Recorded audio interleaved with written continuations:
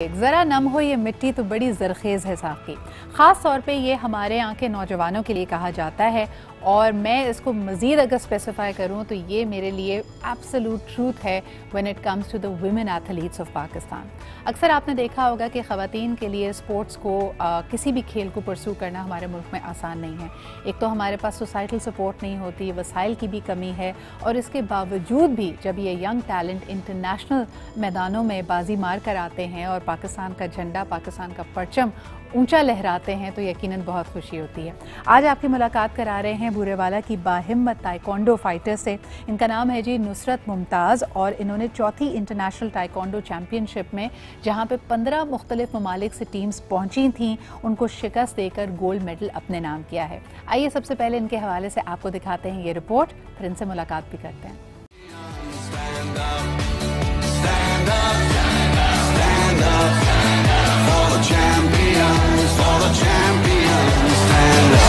इरादे अगर पुख्ता हों तो मंजिल मिल ही जाती है। ये सच कर दिखाया बूरेवाला की बाहिम्मत ताइक्वांडो फाइटर नुसरत मुमताज़ ने, जिसने इस्लामाबाद में मुनक्कद होने वाली चौथी इंटरनेशनल ताइक्वांडो चैम्पियनशिप में गोल्ड मेडल हासिल करके पाकिस्तान की शान बढ़ाई।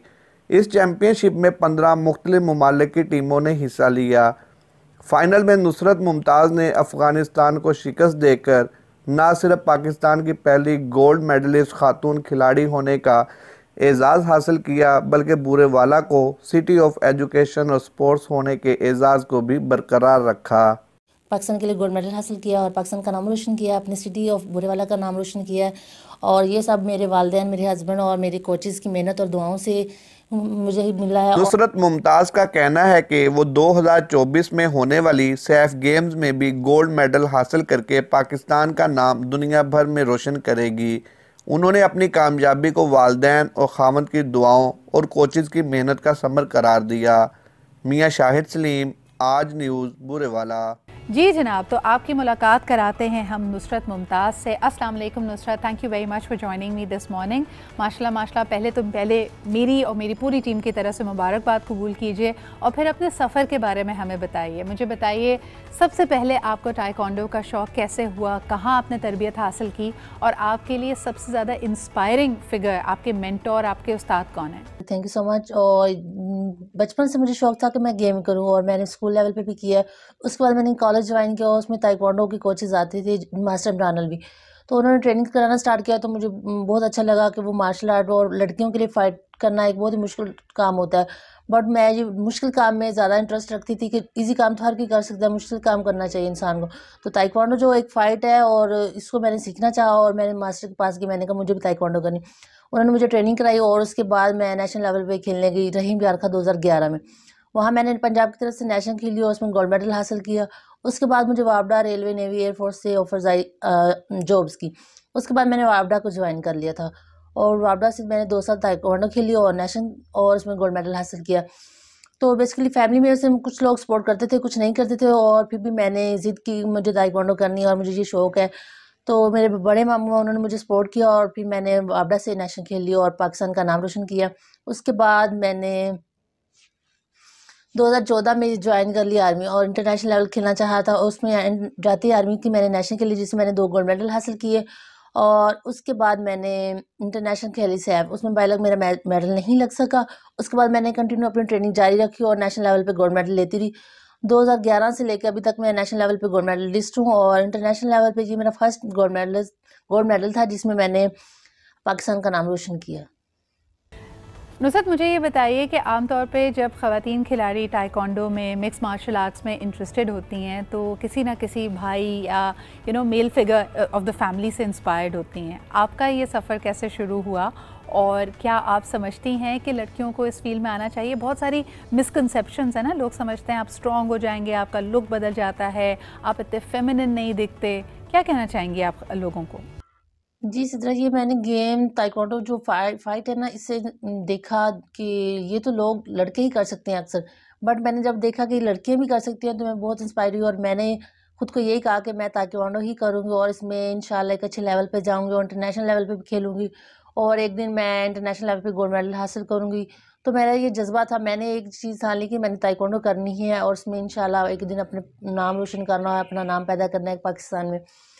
तो घर में सपोर्ट करने वाले तो कुछ थे, कुछ नहीं थे, जिसमें वालिदैन तो थोड़ा मुश्किल ही मानते हैं, आपको पता ही है।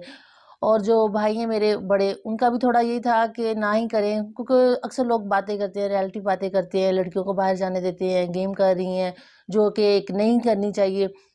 बट लोग बातें भी करते थे, मैं फिर भी कहती थी मुझे ताइक्वांडो करनी है, मुझे फ़ाइट करनी है, मैं भी पाकिस्तान में एक दिन अपना नाम पैदा करूँगी। तो घर वालों ने कहा ना, ये इसको पता नहीं कहाँ से शौक़ पैदा हो गया है। मैंने कहा नहीं, मैंने फ़ाइट देखी, लड़कियाँ ये कर रही हैं, तो मुझे ये करना चाहिए और मैं करूँगी। तो उस हवाले से मैंने ताइक्वांडो स्टार्ट की और मैंने 2011 से लेके अभी तक ताइक्वांडो को ही कंटिन्यू रखा और इसमें मेडल हासिल किए, नेशनल लेवल पे भी और इंटरनेशनल लेवल पे भी गोल्ड मेडल हासिल किया है। और ताइक्वांडो एक करने से इंसान मेंटली तौर पे बहुत स्ट्रॉन्ग रहता है, बॉडी फिट रहती है इंसान की, स्टेमिना, और एक दूसरे माहौल से इंसान बचा रहता है कि अपने आप को बिज़ी रखना एक बहुत अच्छा काम है। और जितना इंसान अपने आप को बिज़ी रखे, उतना दूसरे टेंशन से भी बंदा फ्री रहता है, मेंटली तौर पर भी सुकून रहता है और पुरस्कून नींद भी आती है इंसान को। और मैं यही चाहूँगी कि बाकी लड़कियाँ भी आगे आएँ, स्पोर्ट्स में हिस्सा लें, ताकि वो पाकिस्तान का नाम रोशन करें, अपनी सिटी का नाम रोशन करें, अपने वालिदैन का नाम रोशन करें और वो कुछ ना कुछ बन सके, अपना टाइम वेस्ट नहीं करें।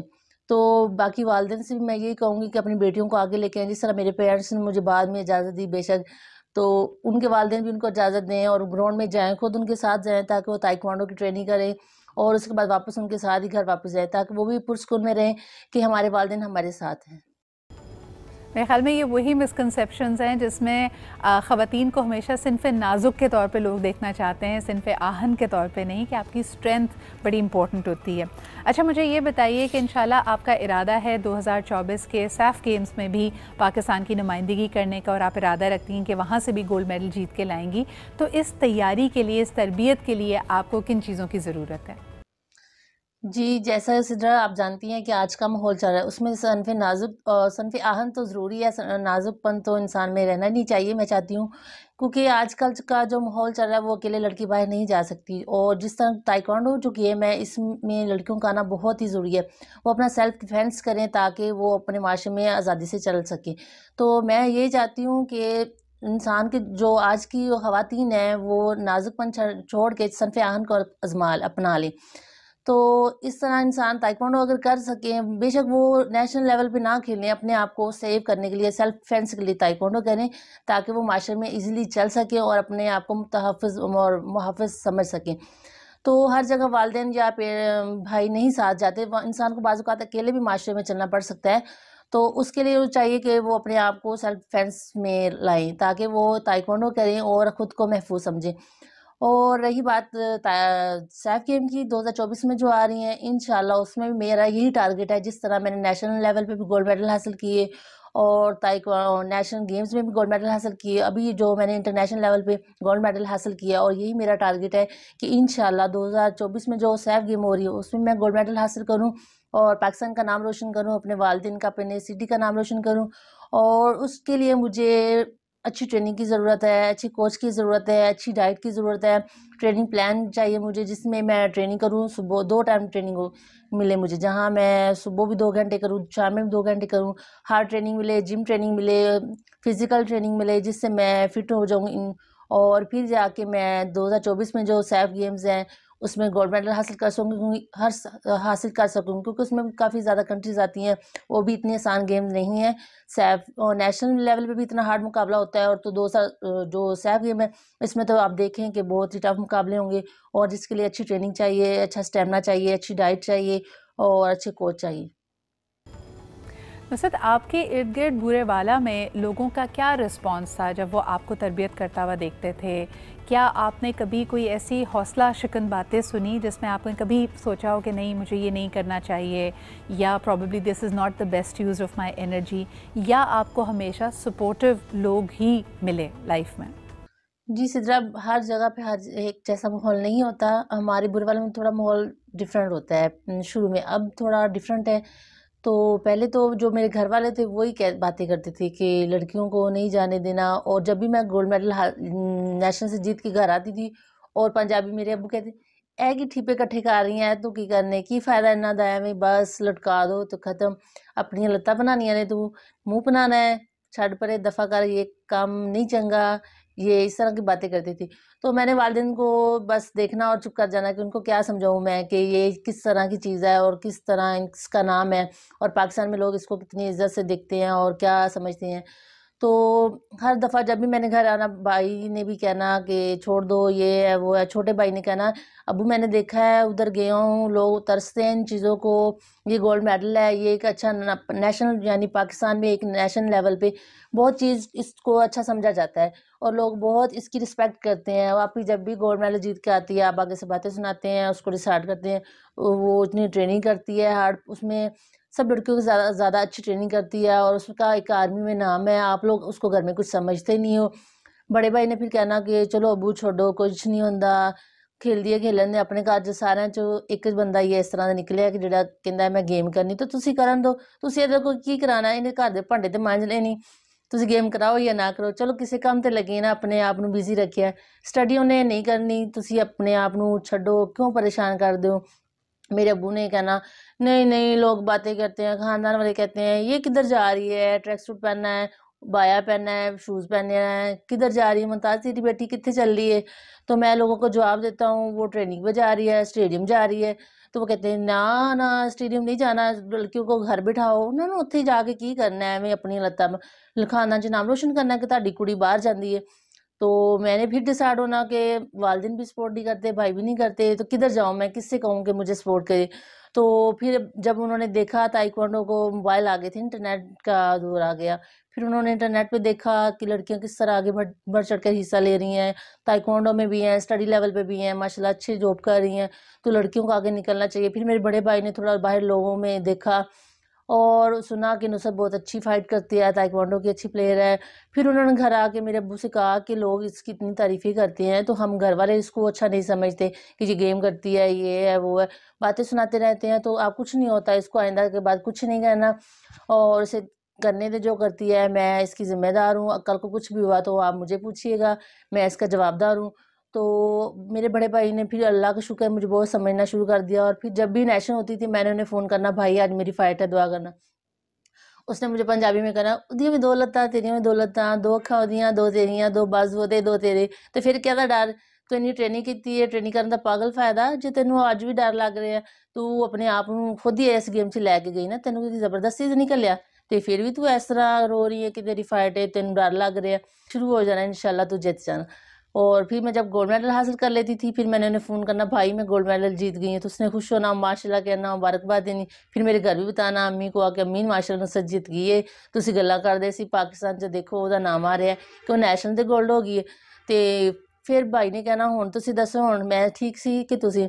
ਮੇਰੇ ਅੱਬੂ ਨੇ ਫਿਰ ਵੀ ਕਹਿਣਾ ਜਾ ਯਾਰ ਕੰਮ ਕਰ, ਤੂੰ ਤੇ ਐਵੇਂ ਮਸ लगा रहना, ਐਵੇਂ ਉਹਨੂੰ ਤੂੰ ज़्यादा आगे सिर पे चढ़ा। मेरे भाई ने कहना कुछ नहीं होता उसको करने दे। फिर मैंने आके जब घर आना शुरू किया, फिर जब वालिदैन को आगे लेके गई, उन्होंने देखा माहौल कि बहुत अच्छा है, चलो कोई बात नहीं, जहाँ बाकी बच्चे पढ़ रहे हैं इसको नहीं पढ़ाया, यानी कि मैंने एफए किया, उसके बाद मैंने गेम को अच्छा समझा और गेम में ही निकल गई। 2011 से लेकर अभी तक मैंने ताइक्वांडो को ज्वाइन किए रखा। और फिर मेरे जो रिलेटिव हैं उन्होंने मसले शुरू कर दिए कि घर वाले तो चलो शुक्र है मान गए, फिर रिलेटिव में बातें आने लगी, जी इनकी बेटी बाहर जाती है, ये अच्छा नहीं है, ये इतनी देर कैंप में रहती है, बाहर रहती है, घर नहीं आती है, उधर क्या करती है, दिन ट्रेनिंग क्या करनी होती है, इस तरह की बातें करना शुरू कर दी लोगों ने।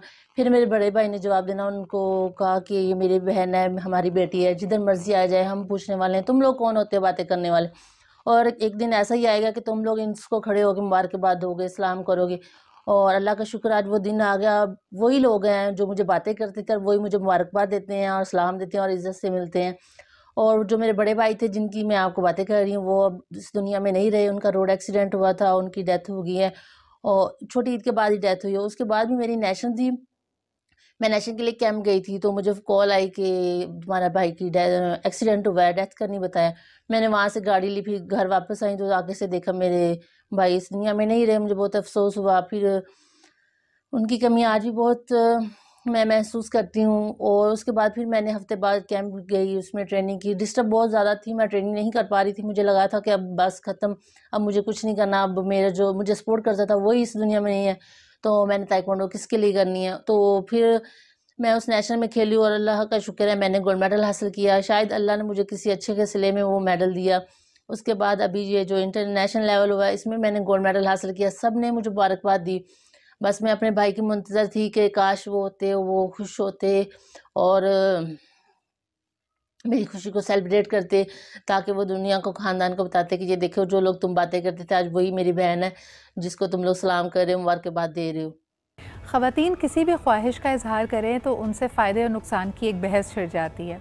आप क्या समझती हैं कि बहुत सारी यंग बच्चियां जब किसी स्पोर्ट में आना चाहती हैं तो उससे जो रिलेटेड लॉजिस्टिक्स के मसाइल होते हैं, कई दफ़ा कॉस्ट इन्वॉल्व होती है, तो घर वाले यही सवाल करते हैं कि भाई इसका क्या फ़ायदा होगा, ये तुम्हें आने वाली ज़िंदगी में क्या हेल्प करेगा।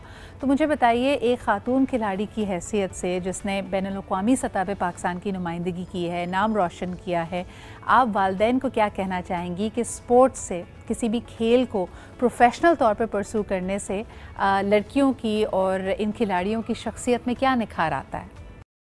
जी, ज़रा देखा जाए तो आजकल जो पाकिस्तान में ट्रेंड चल रहा है वो नफ़ा नुकसान ही चल रहा है। अगर किसी लड़की की शादी भी करनी हो तो पहले देखते हैं क्या फ़ायदा है, वहाँ पे क्या माहौल है, ये है, वो है। और अगर कोई लड़की इज़हार कर दे कि मुझे फ़लाँ जॉब करनी, उसमें देखते हैं फ़ायदा है या नुकसान है। पहली बात पूछेंगे सरकारी है या प्राइवेट है, कॉन्ट्रैक्ट है, इस तरह की बातें की जाती हैं। अगर फॉर एग्ज़ाम्पल कह दे कि स्पोर्ट्स करनी है, फिर बड़ी आँखें खोल के देखते हैं, हाँ स्पोर्ट्स करनी है, तुमने करनी है, क्यों? तुम्हारा दिमाग ठीक है? किस लिए करनी है? तुम्हें किसने मशवरा दिया है ये फ़ज़ूल का? इस तरह की बातें की जाती हैं। लड़की बेचारी पहले थोड़ा कॉन्फिडेंस लेके ये बात स्टार्ट करती है और वहीं पे उसका लेवल जो होता है ना, कॉन्फिडेंस ख़त्म हो जाता है।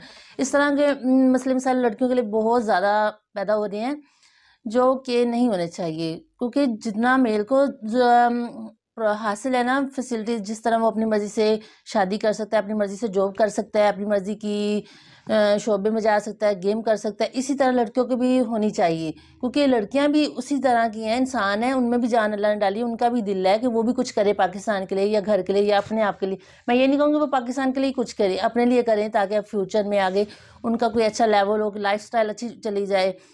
तो मैं चाहती हूँ वालिदैन को भी यही चाहिए कि वो उनके साथ फुल सपोर्ट करें, जिस तरह कि वो अपने बच्चे को, बेटे को सपोर्ट करती हैं। जैसे कि बेटा कह दे कि जी माँ जी मुझे ये करना है, तो माँ जी बिस्मिल्लाह बेटा जी, हाँ आप करें।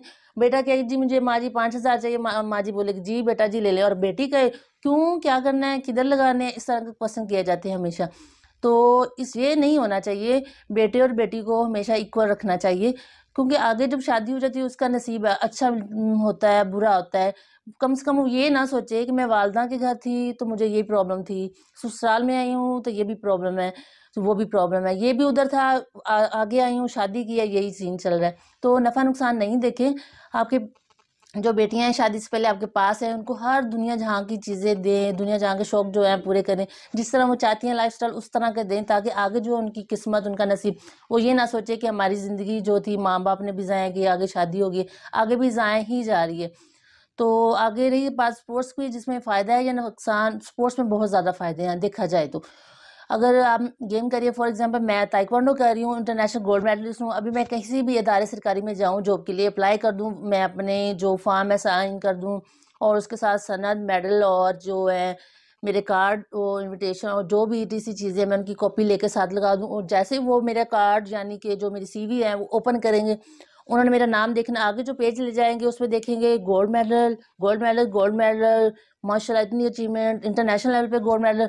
तो वो नहीं सोचेंगे कि इसको जॉब देनी चाहिए कि नहीं, वो हमारे पाकिस्तान कौम की तरह सरकारी फीस नहीं सोचते कि इसमें नफ़ा या नुकसान। वो कहेंगे जी इसको ओके करें, इसको इस पे ज़्यादा फोकस करें, इनको कंटिन्यू मैसेज करें ताकि ये बंदा हमारे पास आए और हमारे जो डिपार्ट है उसमें अपना कारनामे सर अंजाम दें, उसके लिए खेले या उसके लिए जॉब करे।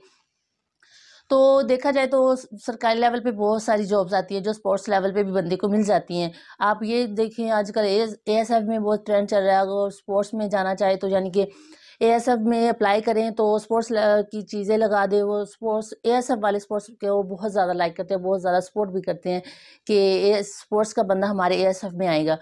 तो अगर आप स्पोर्ट्स में यानी कि सरकारी जॉब चाह रहे हैं, हो भी जाएगी इंशाल्लाह, ये उम्मीद है। क्योंकि अब बहुत सारी बच्चियों ने सरकारी लेवल पे जॉब ली है स्पोर्ट्स लेवल पे। तो अगर आप नहीं चाहते कि जॉब नहीं करना चाहते, आपने खेल लिया, जैसे फॉर एग्जांपल मैं अपनी मिसाल देती हूँ कि मैंने खेल लिया, इंटरनेशनल भी खेल लिया, गोल्ड मेडल ले लिया, अब मैं जॉब नहीं करना चाहती, तो मैं अपने किसी भी सिटी में अच्छे इदारे में जाऊँगी वहाँ एरिया देखूँगी, अच्छा एरिया, उसमें क्लब बनाऊँगी और क्या कहते हैं, फीमेल के लिए फिटनेस क्लब बना दूँगी जिसमें लड़कियों को ट्रेनिंग दूँ, और जो बाकी फीमेल है जो मैरिड है उनको फिटनेस ट्रेनिंग दूँ। लाजमी कि मैं उनको खिलाने के लिए ही तैयार करूँ, वो अपने आने टाइम जो है आगे चल रहा है, जो माहौल चल रहा है, उसके लिए अपने आप को फिट रखे, अपने आप को हमेशा के लिए तैयार रखें, और मेंटली तौर पर भी सुकून में रहें कि हमें कुछ आता है। वो सेल्फ डिफेंस भी सीख सकती हैं इसमें से, और क्लब बना के बच्चों को ट्रेनिंग कराएं, उसमें बहुत सारे फ़ायदे हैं, और घर बैठे इनकम कमाएं और पैसे कमाएं, और बाकी बच्चों को भी ये टैलेंट दें कि ताइक्वांडो करे, बाकी गेम करे, वो जिम ट्रेनिंग करें, उनमें शौक़ पैदा हो ताकि आगे जो नस्ल आए वो उनमें भी आगे ये टैलेंट दें। नुसरत, बहुत बहुत शुक्रिया हमारे साथ मौजूद होने के लिए। कुछ आखिर में पैगाम देना चाहेंगी सबके लिए?